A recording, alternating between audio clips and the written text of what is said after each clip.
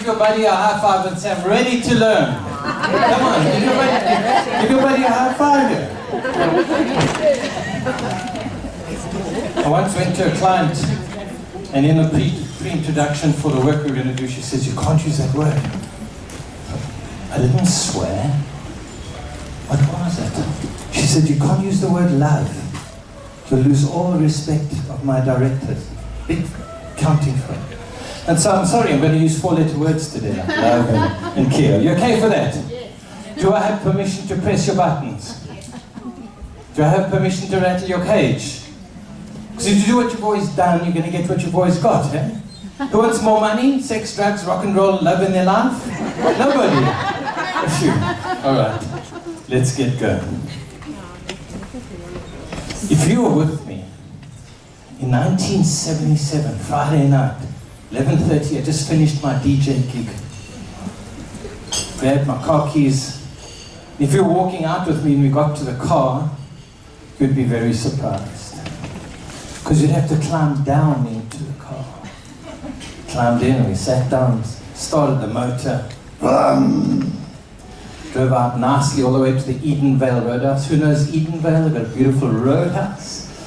And we parked in there. And Edenvale, if you know, it's like Boxburg, Blackburn, that kind of, it's all the racing boys, you know, the triple Datsuns and the wheelies. Parked in front, had our drink and our burger. But there's this crowd of people around us. Climbed back in the car, gently idled out. And now we've got like 6 or 7 of them behind. And I know what they want. Changed down, put my foot down, and we started going with the roar of this beast. It was one of a kind in the country in 1977, the latest technology. V8, blueprinted, huge upgrades in all of this stuff. Driving from Edenvale to my home in Randburg, there's one last part of the highway. It's long and it's flat and it's straight. And if you've got a car like that, it's always the time to go slow. So I thought, come, let's play. Put my foot down, 180, 200, 220, 240, 260, 280, 300. I'm not even looking at the dashboard anymore. I'm looking at the road because it's this narrow little thing. I can't explain the thrill and the adrenaline when you're doing 300 k's an hour down the highway. It's an unusual experience. Not always smart, but unusual. 3 weeks later, my co-sales guy at the company blew that car engine, doing 120 in the middle of Randburg.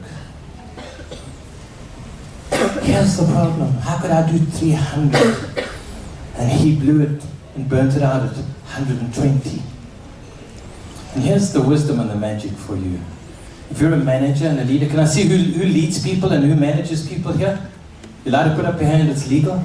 We don't charge. You see, management matters. And I know that you're about business and billing, but you have the human element in your organization, and it's the humans that do the business.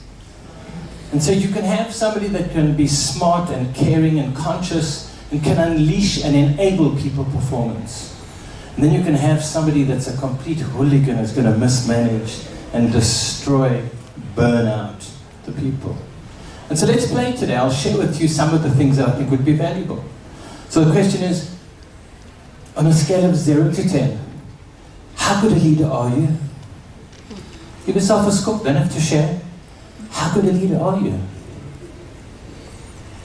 Here's the truth. Every one of you brings happiness. Know this, hey? Every one of you guys bring happiness. Some of you bring happiness by coming into the room. Some of you bring happiness by leaving the room. I'm not too sure which one you are. But if you ask your staff, if you're brave enough.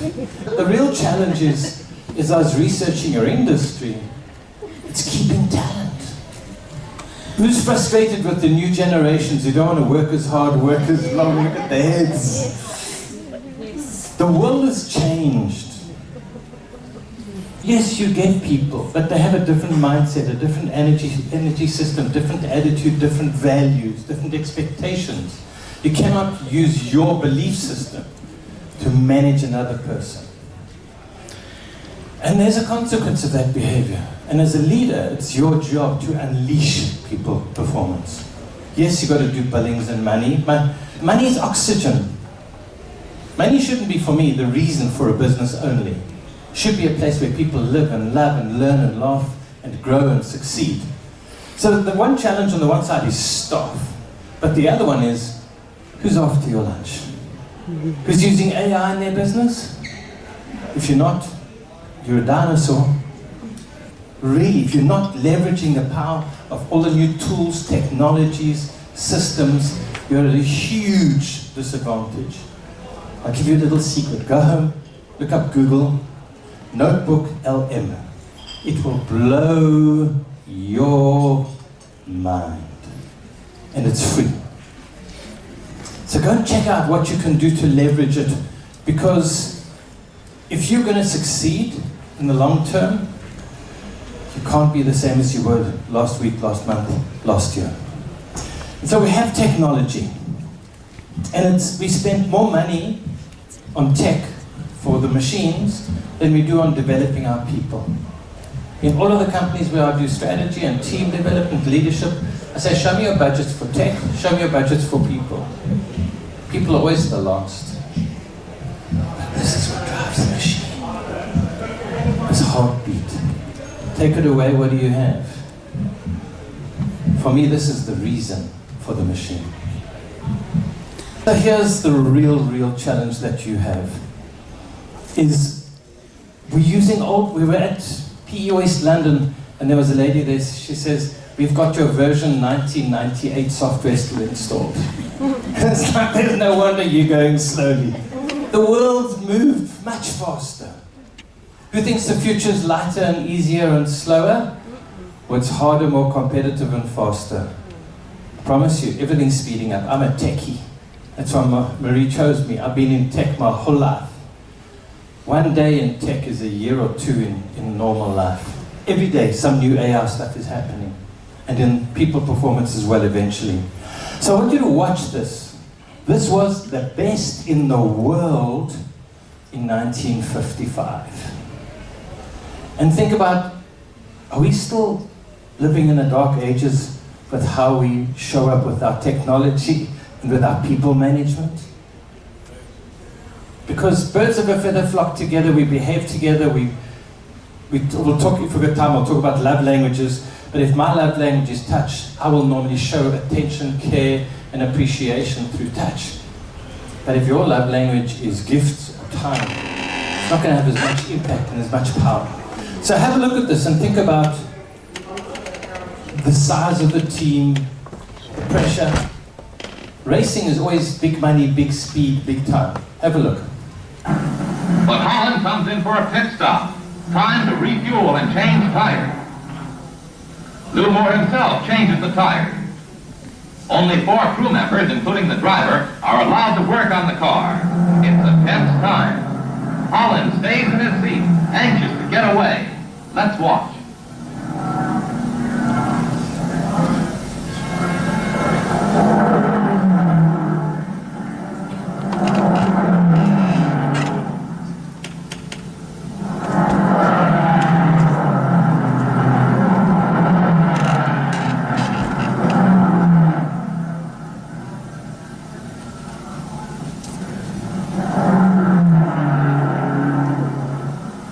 Every second counts.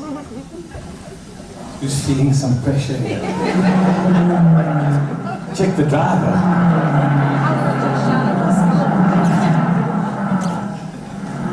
The tires are changed at last. A crewman polishes the windshield as Holland moves away just 67 seconds after he stopped. Think about that. That was world class, the best. The problem is people are still using these kind of mindsets. Have you upgraded your software, your warmware? You know, you've got hardware and software that these experts are bringing you. Have you upgraded your warmware? Who knows about IQ? You know what IQ? IQ gets you on the field. Who knows about EQ? Emotional intelligence keeps you on the field. People are hired for their IQ. They're fired for their lack of EQ. Because the higher up you go, the more it's about people, than about the business. You hire the people to do the business, but you've got to be leading the team. And so EQ's become now with AI, AI is encroaching over into business. You can feel the pressure in all the jobs, robots. The more that encroaches, the more we need high tech and high touch.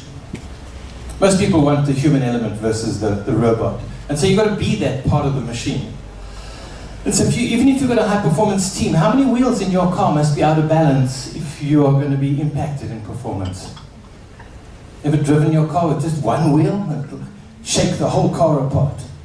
That could be one person. It could be one part of the organization, but it all impacts the entire performance of the system.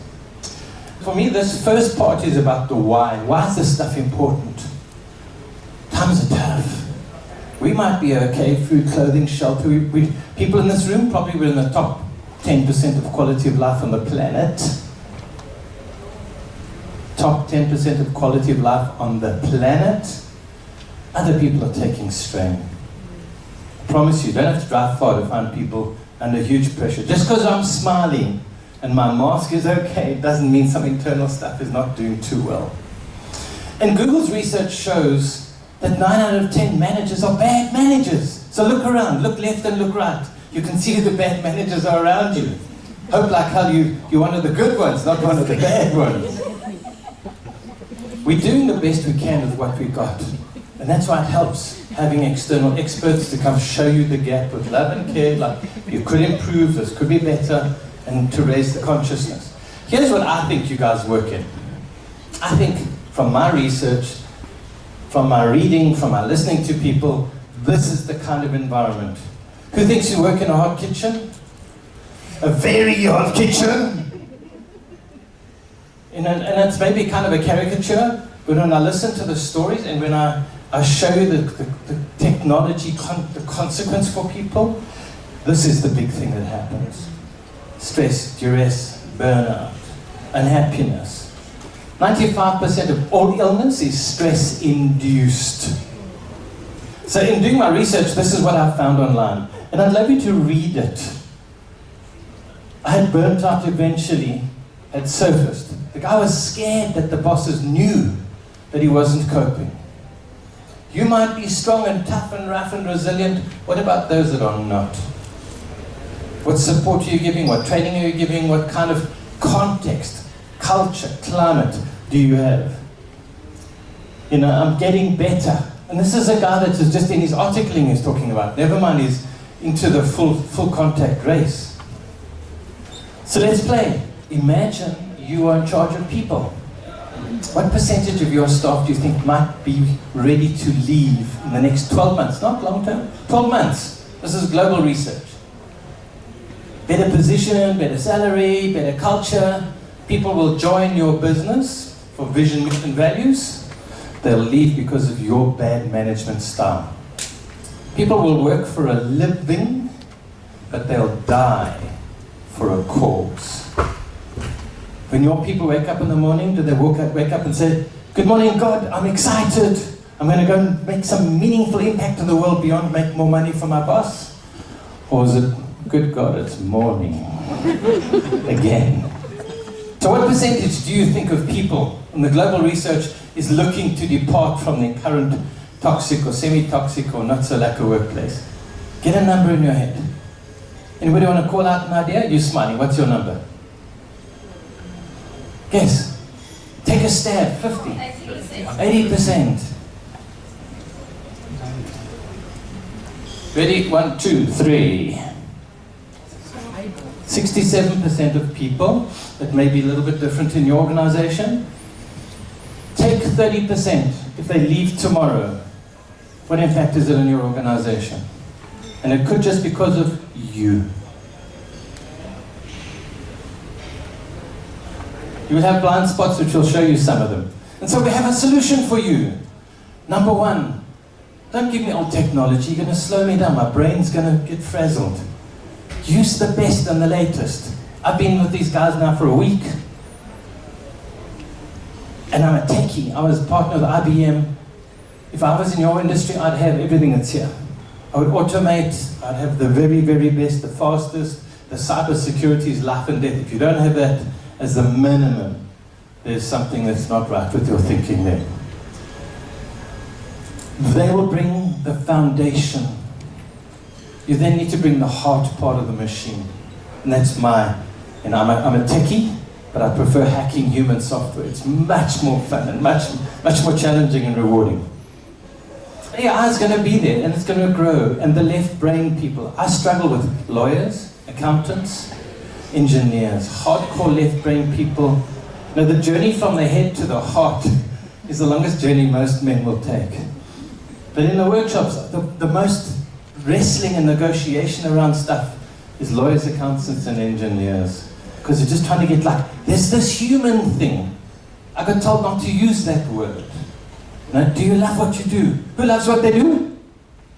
Who loves where they do it? Who loves who they do it for? You're blessed. I mean, what else do you need?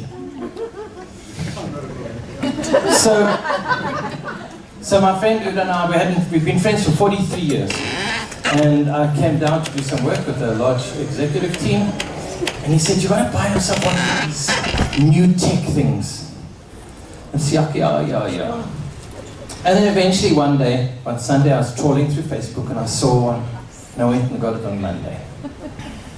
That night I went out on a date and I had one cider and one glass of red wine. Nothing else happened. Went home. But the next morning, the bottom of my back was really, really sore. But being a burki, and I'll just push forward. Tuesday sore, Wednesday sore, Thursday sore. But what I didn't tell you is Monday night after my date, I started playing with my new toy. And one of the programs, you know, when you're fiddling around, you learn. It said ECG. So I thought, let's test it. And up from my ECG came that. Now watching the face this was probably 12:30 at night. It's yeah, okay, next. Went to sleep, go back. Friday I go to the doctor for my back. I've forgotten about this. So as I'm finishing, she says, "Here, take some tablets for muscle relaxant." As I'm walking out, I say, "Oh, hold on, I forgot. My watch told me." She said, "What?" Lie down. All the machines on. Oh, hospital now. Discovery. Life clinic. They won't let me in because she's a doctor, not a specialist. 5 hours later, I'm in emergency in Joburg Surgical. Put all the buttons on. You have atrial fibrillation. What does that mean? It means your heart's not working, China, and you can have a stroke. It's ooh, cook.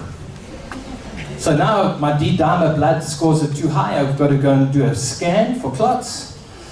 And they come back and the doctor says, "Good news, sir, there's no clots. But we found you've got gallstones. And your PSA is too high." Gentlemen, do you know what your PSA test is? If you don't, you're in trouble. And so I went from being this high-performance Ferrari, no sick, no doctor, nothing, to suddenly I'm in hospital with a cardiologist, with a urologist.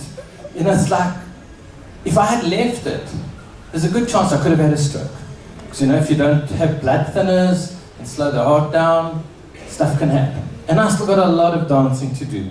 But if I hadn't had my technology, I might not be here. And it's the latest technology, not 1812 kind of watches. If you're a tech, don't treat your people like a tech. Bring some heart into the dance. Bring some care. Create a space where people love to come to work. They love what they do. There's meaning, there's passion, there's purpose beyond make more money. There's what I call bleedership, people that harm people to make money. There's people that just greed, more money, more money, more money. And then there's leadership. Yes, money matters, but we're going to build people, we're going to build lives. For me, it's crazy that people work their lifetime and when they retire to eat dog food. Can I play with you just now? I mean, financially, I'm talking about. If you stopped working today, how long before you run out of money? There's always more months left at the end of the money. And you think when you get to 50 or 60, it's going to change, or 65? Call out the oldest person you know alive today. Anybody? Oldest person you know that's alive. 97? Go. 97, 97, 97, going once. We had 102. How are you going to fund from 60, 65 to 100? How do you expect the people that have given their life to you to do the same? By using technology, you can start to give people leverage, you can free them up to do the important stuff. But grow your people, and I'm going to give you a secret why it's so important to grow them. These people here, from my experience, can give you the tools you need. Talk to them. It's not going to cost you anything. Talk to them. Let them use their expertise and millions invested to show you the gaps. Then you can do something. It's the same as me. I went to the doctor. He put me on. It's like $8,000 for a hello, how's it? $5,000 to use the machine. And he says, here's your gap. There's the consequence. There are 1, 2, 3 solutions. And I can then choose. So how is your business doing? How is the human element, the engagement, the staff satisfaction? How are they doing? People are scared of losing their job. So they're not going to give you feedback that you might need or be well worth getting. How are you doing inside? If you're not having at least a once a year full checkup, talking everything, even the going to the urologist is not as much as men hate it, you've got to just sometimes and get the full process done. But at least you know, and then you can make choices and make decisions. So I spent my 35 years, plus a little, and more than 20 million rand in time and money to build a machine, a system. Because business is never going away.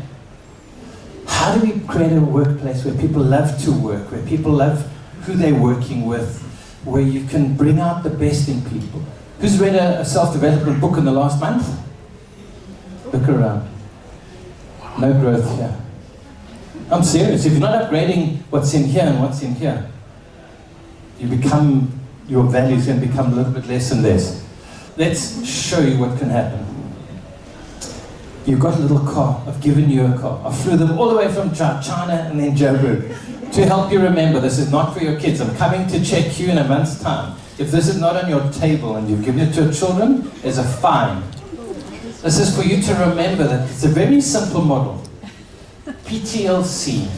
And you can think of performance transformed by leadership consciousness. It's people, it's teams, it's leadership and culture are the 4 wheels you need to balance, that you need to address when you're building a positive, happy, healthy, high-performance organization. All 4 need attention. You can't just do one wheel and ignore the others. It's not going to work. So let's see if you're thinking. Tell me how many squares we are going to have. Please do not share with your partner. Tell me how many squares. Because we all look at the same thing, but people see different things. I'll give you 30 seconds to go. 17, let's go. Anybody? 21, 21, 21, 21, 21, how many? 22. How many? How many? Oh, there's a lot. You see, I'm showing you to you. You know, so when I go to the 20, how much is it going to cost? A lot.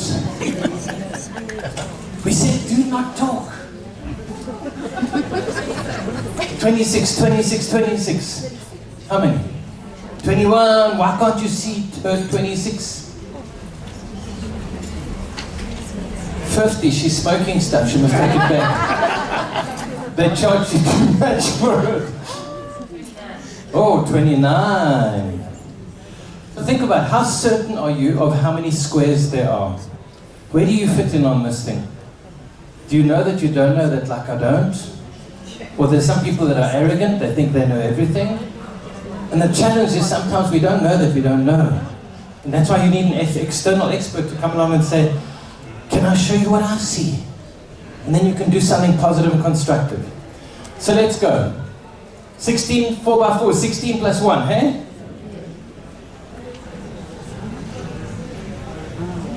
Plus 4, 21.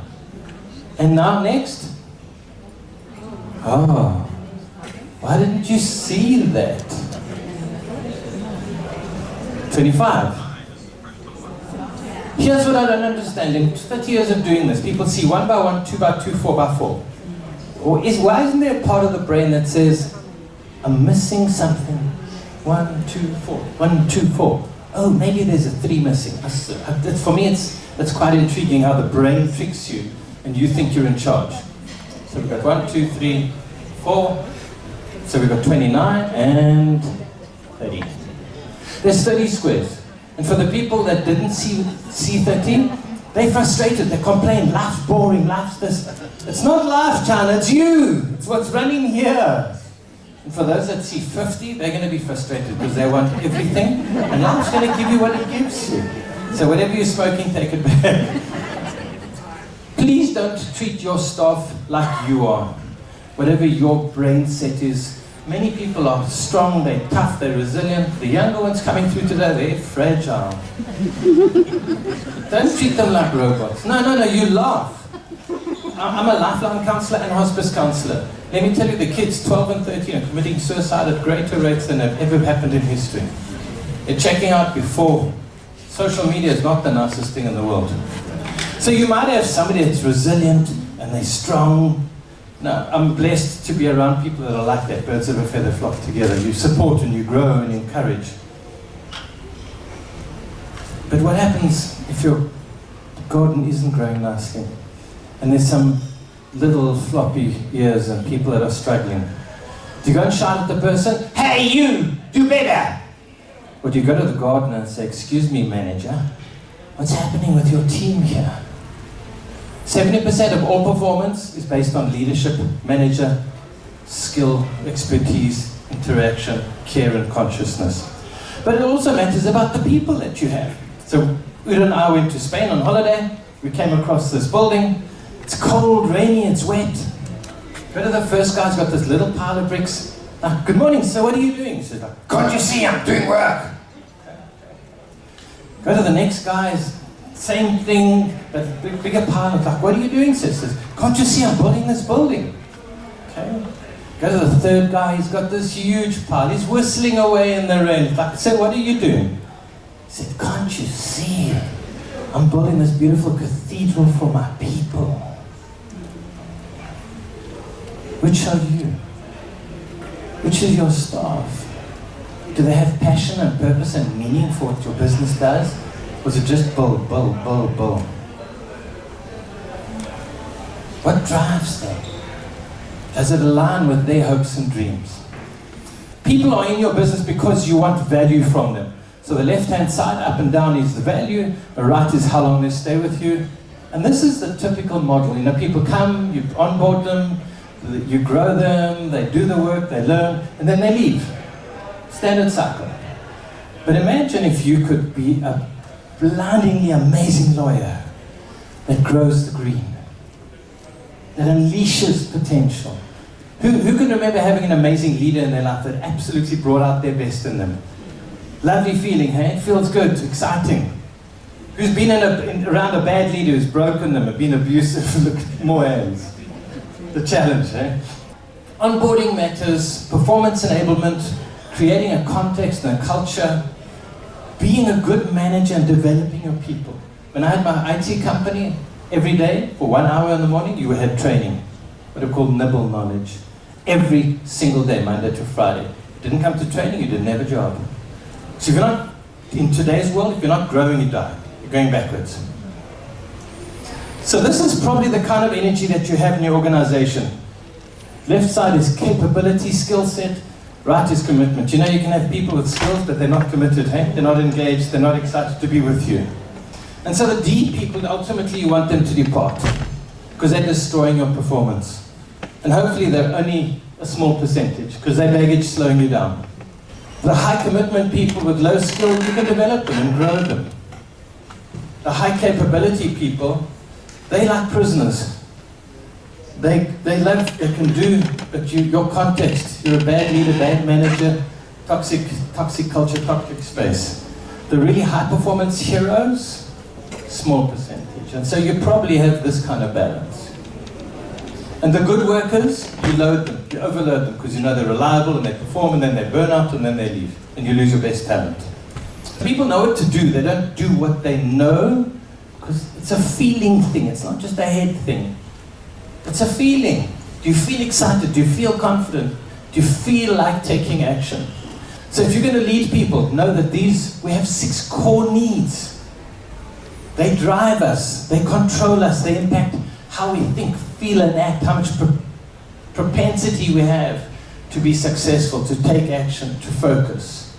The The first top 4 are needs of the ego. The bottom 2 are needs of the soul. What kind of contribution? What kind of contribution do your organizations, do your efforts bring beyond just business, business, business? Because if I ask you the question, what is your business?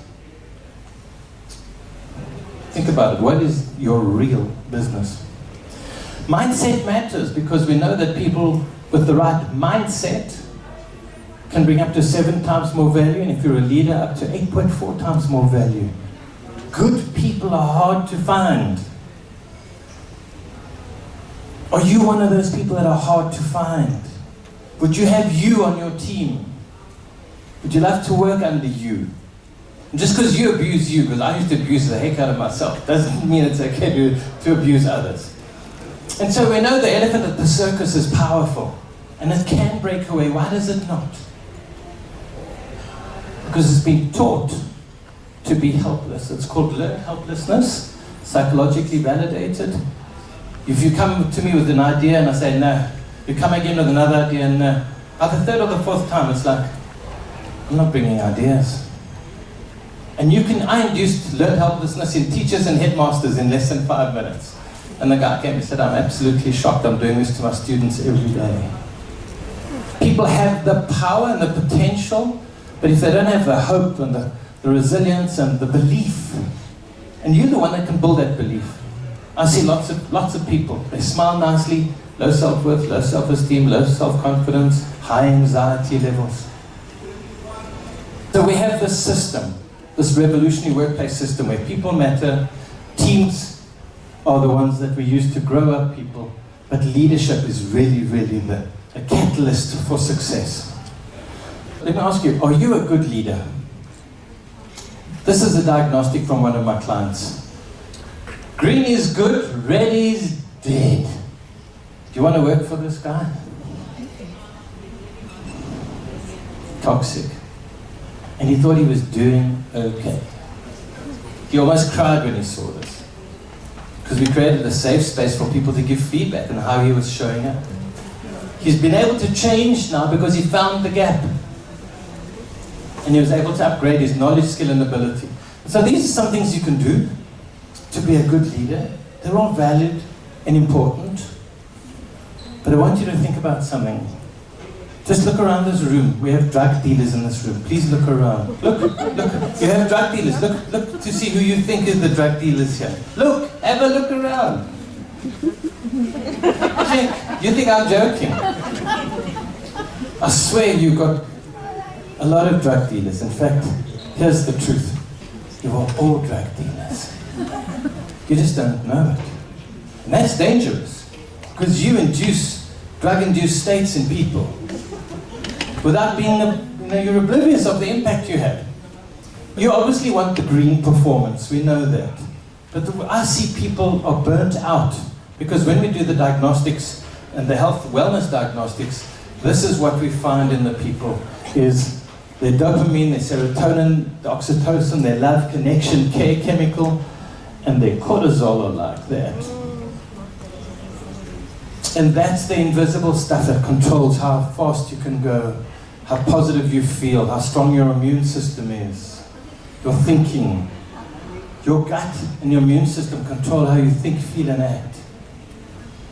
But you're inducing these chemicals in your staff every day. Because I'm going to be brutally, radically honest, most staff just don't have the time or the knowledge. They're so busy trying to survive life that they don't get into this. You as a leader need to know about the impact that you have here. So this is what you ultimately want. But you have to know how to do it. Because that's how you start to build a foundation of I can unleash performance to become a high-performance organization. So on the scale, top is love, care, attention. The bottom is twitchy, bitchy, whingy, whiny. Your goal is to raise people up this scale. Positive appreciation, recognition, validation, support, culture, positive climate. But most people push their people down. And sometimes unknowingly. So here's the real question, and I've seen this when I did some other consulting for law firm. Everybody's got obligations and duties for hours billed. Who's running the machine? Who cares about the heart? Who cares about the people that are burnt out? You as a leader have blind spots.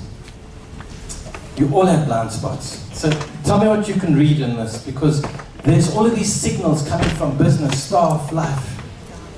What are you reading? Who knows 3D pictures? You got some? Can you read what it says? Because most leaders I see, this is them, they're looking, and they can't see beyond the 16 squares. They don't see the 28, 30 squares. So what does it say? It says, I love you. It's hidden in there. But if you don't know how to look, if you're not aware enough to stop yourself and say, let me see what I can find out. So you're probably like this frog until a fool like me comes along and starts to rattle your cage and say, wake up, wake the frog up. You know the story about the frog?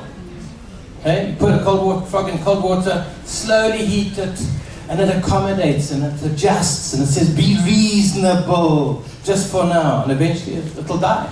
You'll boil it. Most leaders are like that until something wakes them up. So you're running on old rules, old values, old beliefs, old behaviors, old expectations, old viewpoints. And that's a kiss of death.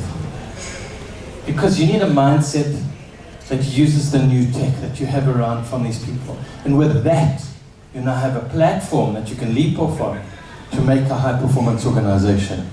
And so why is this important?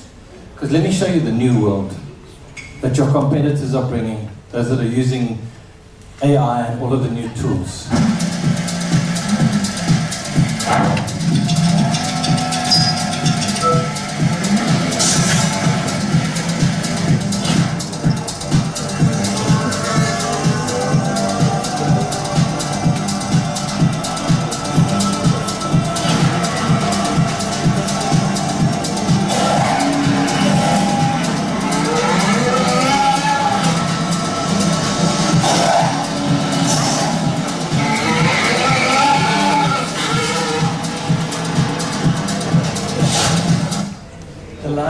Winning and losing is tenths and hundredths of a second. They know what they're doing. They're inspired, they're motivated, they love, they lead properly. You've got this model available. Promise me that you at least just go and talk to them and say, come and talk to me, show me what you see, show me what we can do. Let's find the gaps and let's find a way that we can improve. If you want to do something with your people, give us a shout. You can find lots of my stuff online, but start to be caring about how the human element is happening in your machine. So to be successful, most people spend money on insurance. Hey? Who's got insurance? You guys got insurance? Add it up. Boat, plane, train, medical, house, life. Add all your insurances up, get a number. I won't ask you to share. Can you get your name? Why are you smiling? I know guys that pay 25 grand a month insurance. It's like insurance. So get your number. Add, double the number, so I'm going to just assume a number. 10, double it, becomes 20. Add 2 noughts is 2 million. 2 million rand is what I would spend out of my bank account on a maybe for insurance. What am I going to have in my hand after 10 years? Out of my 2 million payment, what am I going to have in my hand? For my 2 million that I put out? Hub, nothing. Can you win by just protecting your goals? So if you're smart, and I'm assuming you are here, are you investing an equal or greater amount into yourself and your people to ensure success? Are you developing and growing yourself and them with the latest tools and technologies? Because you can build a revolutionary workplace with these kind of things. Big picture, these become the frameworks that you can build into your system that get people excited and inspired and motivated, because you have to build a machine and maintain the machine like that pit stop team. You can't just build. Yes, that's part of the machine, but it's a small part. If you're just selling hours, you're on a hiding to nowhere. because that model is going to change with AI, going to change dramatically. If you only remember one thing, please remember this for today. Google's research, millions. What makes a good manager? They're a coach. They come from positive support and they care. They really, really care about their people. They create a place where people belong. They're connected. They're included in the process. And we obviously have opportunity to create very interesting and inspiring workplaces. Results matter. Business is about getting results, getting value from the process. Help your team to measure and be very clear on how they're succeeding. Collaboration is the challenge I see in all teams. There's these silos across departments. Create context where people talk, communicate, share, need, solution, challenge. Listen. I find many leaders not listening. They're hearing and not listening to the feedback. It's, I'm telling you, I know. Have the expertise to help your people. Like you were helping talking. If you give a man a fish, you teach him, he eats a meal. If you teach them how to fish, they eat for a lifetime. If you're helping her, like, look here, look here, look here, versus, what are you doing? Become a coach and use questioning rather than dictatorial telling. Make good decisions, teach your people to make good decisions, and that means you're going to have to make some bad ones to learn how to make the good ones. Delegate down, give authority, give accountability to people.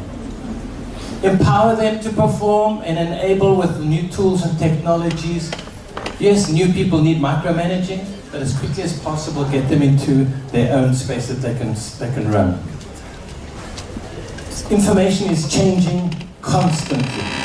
Give people clear roles. This is my swim lane, this is my inputs, this is my outputs, this is how I'm going to measure you. Grow, every day, grow. It's called deliberately developmental. There are 5, 6 companies in the world. Half the day is training, half the day is business. I don't think we'll ever get there in this country, but do 45 minutes every morning. Grow, learn, improve, across the board. And so why is that important? If you are going to be a high-performance team, there are certain things that are vital. The one is to make a culture where it's psychologically safe to bring the full you to work, not just your head. And that means you feel that you belong, you can share, you can contribute to the process. You feel valued and appreciated and recognized. You can learn and grow and make mistakes and not have your head chopped off because you tried something and it didn't work out exactly as you had planned it. You can contribute without being humiliated or shamed because that's a stupid idea. You shut down people very quickly, learned helplessness is induced so quickly. And then you can challenge the boss and say, hey you, I think that's wrong. What about trying this? But there are many places that's a career suicide move, because the boss, normally the older ones like me, they think they know everything. It's not my first rodeo, you know? I've done this before. And then AdaptAgility with COVID coming. Yes, people change, but they change too slowly. With today's times, you've got to pivot quickly. I know people that made millions in COVID, and I know companies that crashed in COVID. So here's what I'm going to tell you is coming, so you can be ready. More waves are coming. I promise you, more waves are coming. MPOX, World Economic Forum, there's stuff coming that's going to lock us away again. You're going to find challenges on every corner. It's only getting harder and faster. Everybody in this room can have the same technology, but your differentiator can be your people, their passion, their purpose, their commitment to the game. You might be lucky and have one or two that are super brave, resilient, excited to get out into the waves. You know, I go out in my jet ski 5 kilometers in the ocean. I'm on a 3-meter jet ski. I catch sharks that are 4 meters. Now, I'm a little unique. Udo, we're friends because of that kind of vibration. We do things that are a little bit off the edge of the plate. But there are a lot of people. If I said, let's go paragliding, who's coming with me? It's like 3, 4. Right? The rest are like, no. And so the problem is, if you give your people old tools and old technology, they're going to be limited. They're going to be constrained to what that can do. As good as they may be, they'll never be as good as this kind of guy. And they've even got wings that they add to this now that they don't even need waves. The world is changing so fast and you can be left behind. And I can tell you one thing, you are going to have challenges. There's going to be people to stop you, to block you, to get in your way, and they are good. Sometimes maybe better than you or better than us, but you need to bring your A game to the party. And this is what I see in companies, is they're running on old stuff, but in there's people with knowledge, skill, ability, passion, purpose, excitement, commitment that has been wasted. And the bosses in the front complaining, nobody ever helps me, I'm the only one working. And the guys at the back are pushing, he's like, where the hell are we going? You know, he never talks to us, he just tells us stuff we do. You've got no idea. So you have to make a decision today. I hope you're going to make a smart one. Otherwise, my flying around and all of this has been for nothing. Make a commitment to you and your people that growing and learning and thriving and flourishing are part of the business machine, not just bull, and Mary. Money's oxygen, it's not a motivator. You know, fuel in my car doesn't make it go faster, it just makes it go. There are things that you can do for your people to unleash them. And this is the most important thing, and I only put this in last night, and I heard him talk about the kiss of death. Because what I'm hearing is there's people in the organization that they're slightly older generation, they've got the system that they know so well, and that's habit. To stick with that is death. It is the kiss of death, because as in anything, dementia, cognitive decline, Alzheimer's, know this, and I'm learning fast for health. If you don't use it, you're gonna lose it fast. Anybody ever broken an arm? In 90 days, those muscles are gone if you don't build. And it's the same with this. This is a muscle. Sticking with the old and avoiding the new is actually a kiss of death.